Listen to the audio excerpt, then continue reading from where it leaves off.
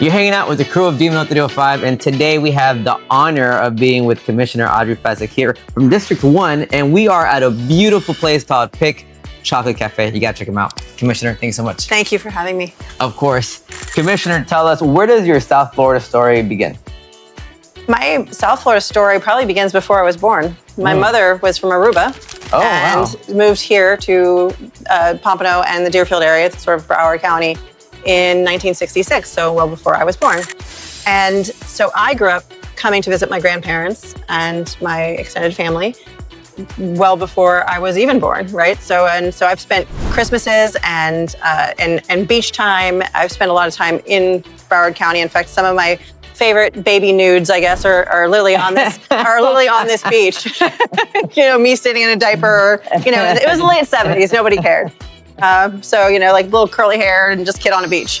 What was it like growing up here in this area? So I actually moved up to Pennsylvania up until about 8th grade. And then I moved back here just to do high school, essentially, in South Florida, which was fantastic. What was Audrey like in high school?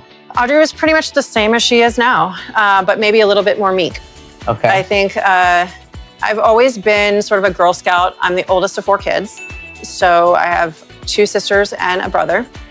And I've always been sort of a mama hen. Who's the favorite? Of me? Out of the kids. Of the kids? Who's the favorite in the family? Well, they all are different favorite for different reasons. Yeah? Yeah. So, I mean, my mom says she only wanted one and she could have stopped with me and been perfect, right? Which I remind her all the time. Schools in Florida. You had to go to Florida State. Why I did, I know. Sorry, Miami.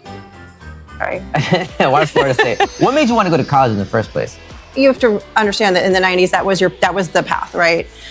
You go to school, you go to high school, you do what you can, you go to college, and that was sort of the expected route.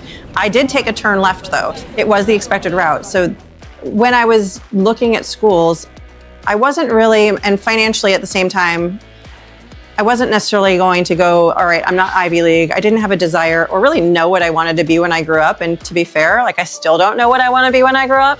So I feel like that's really important for every young person. I love you saying to that. know that. I tell my kids that too. I love that you said that, yeah. Yeah, you don't have to know what you need to be to grow up. But what I would say is learn whatever you can, whenever you can. Get any certification you can, any degree if it's something that you would need for what you want to do. But any education is education. Post-college, what ends up happening? I had babies.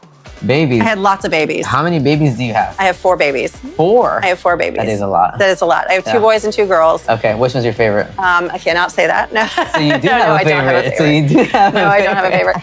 I give your life to the pursuit of public service. I never thought, if you were to put this on a bingo card and say, you're going to be a commissioner, I would have probably laughed you out of whatever building we would have been in.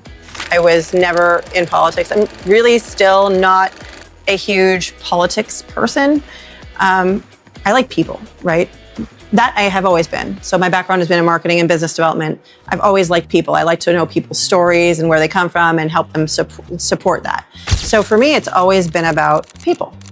And I got involved because I started getting frustrated that there was going to be it started with a building a couple doors down from me that was going to go up and the property sold. And all of a sudden they're talking about a development, right? And then all the neighbors were like, oh, well, what's going on there? And me being a research person and a people person and a connector of those things, I ended up somehow unwillingly sort of being the group leader or the neighborhood leader of this project of, hey, how do we save this? Or how do we get information out to people? So for me, it just started about neighbors. Like it was just a conversation about neighbors. And then as that common voice grew and grew and grew, then other neighbors said, oh, hey, can you help me with this? Or what do you know about this? I started going to the meetings. And then I started realizing that the way that things were being voted on or even discussed, many people in the audience, in the commission chambers, or even online had a lot of questions.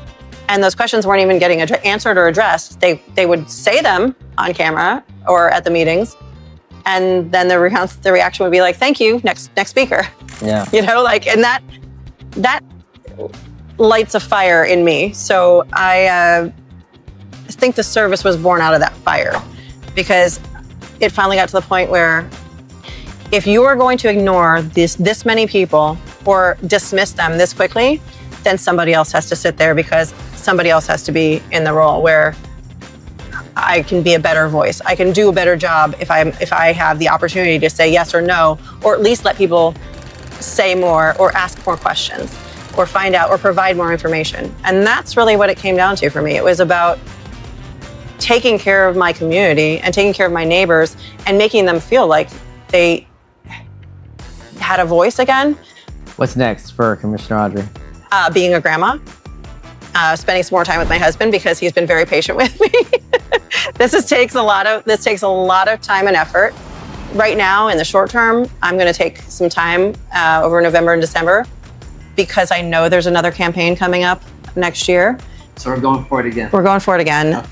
It was breaking news. Breaking news, yeah. What's next is, I don't know yet. I'm going to play it by ear, but I'm in it right now so we can finish what I started. Right. And when I feel that that's completed, I'm happy to pass the torch to somebody else that I know is going to do the same thing and honor the residents that I'm serving. The reason why I decided to run for commissioner was a very difficult decision for me, and I have definitely been interested in making Pompano Beach better.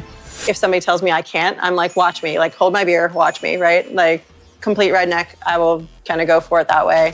I don't accept that as a fair answer. Whether you tell me I couldn't be a single parent of kids, watch me, I did. Right? You're gonna tell me I'm gonna fail? Watch me, I'm gonna win. Commissioner, this has been wonderful. Thank you so much for opening your beautiful city to Demon 305, and we can't wait to see what you do in the future. Thank you so much for having me. Welcome back and come back to Pompano. Thank you. We're coming back. to Pompano. Golf cart tour coming soon. Golf cart tour coming soon. Golf cart tour.